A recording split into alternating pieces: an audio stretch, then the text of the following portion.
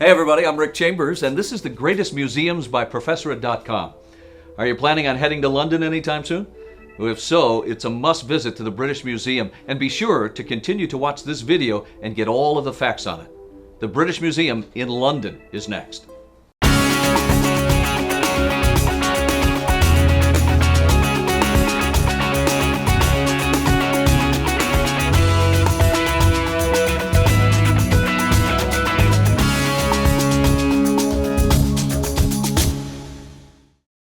Unlike the Louvre in Paris or the Met in New York, the British Museum doesn't have a large collection of iconic paintings.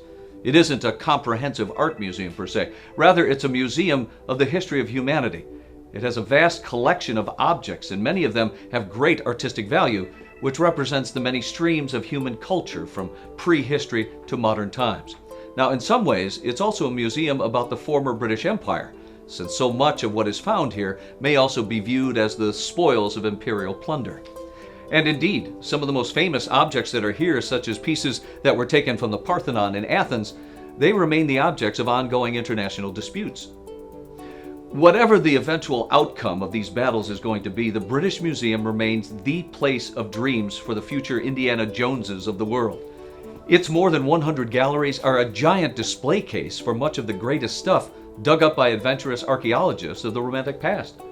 Founded in 1753 by King George II, it was the first national museum open to the public, which attempted to be a kind of physical encyclopedia. In the first years, the collection also included books, which are now included in the British National Library, including the world's only original copy of Beowulf.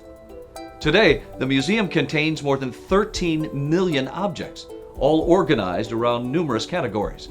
Now here's a list of some of the most important collections for you.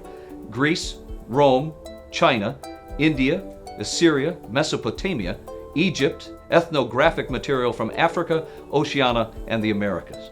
I think if one were to list the most famous objects in this collection, the first names to come to mind would probably be the Elgin marbles, which are decorative carvings taken from the Parthenon Temple in Athens, and then of course the Rosetta Stone from 196 BC, which is perhaps the most famous artifact removed from the digs of ancient Egypt.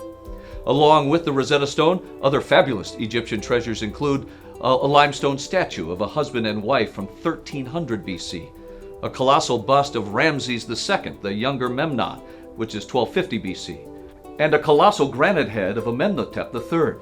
There are so many riches that many hours would be needed just to get even an overview of all of this. Now, until recently, nobody would have accused the British Museum of being flashy in appearance. Indeed, like the Metropolitan Museum of New York, the complex of buildings here is the very archetype of imposing official architecture. The main facade in the Greek Revival style is inspired by the Temple of Athena Polias, and it contains about 44 different columns. But unlike the great temples in Greece on which the design is based, the British Museum, as a building at least anyway, just doesn't carry the spark of romance, especially when it's squatting in the fog of central London. The rather dour physical presence of the museum, however, was radically altered in recent years with the construction of a massive glass roof covering a former courtyard and creating the Queen Elizabeth II Great Court, a spectacular glass-covered square at the center of the British Museum, designed by the architectural firm of Sir Norman Foster and Partners. Architectural critics have just raved about it. And here is some practical information for you if you're heading over to the British Museum.